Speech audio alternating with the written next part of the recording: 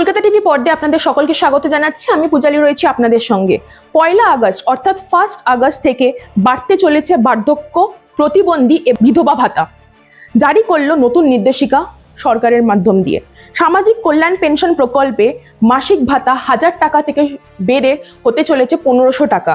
মুখ্যমন্ত্রী জানিয়েছেন 1 সেপ্টেম্বর থেকে উপভোক্তাদের অ্যাকাউন্টে এই সরাসরি এই 1500 টাকা জমা হতে চলেছে। এইবার খোদ মুখ্যমন্ত্রী জানালেন কবে থেকে ঢুকবে এই টাকা।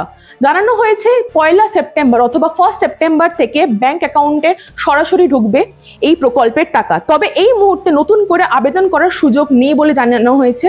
বর্তমানে এই প্রকল্পে অফলাইন অনলাইন দুটো মাধ্যমেরই প্রক্রিয়া সাময়িকভাবে বন্ধ রেখেছে সরকার। তবে খুব শিগগিরই সরকারের তরফ থেকে আবেদন নিয়ে নতুন করে নির্দেশিকা জারি করা হবে বলে জানানো হয়েছে। এই সব তথ্যের বিষয়ে চোখ রাখুন আপনারা কলকাতা টিভির পর্দায় রাত দিন 7 দিন।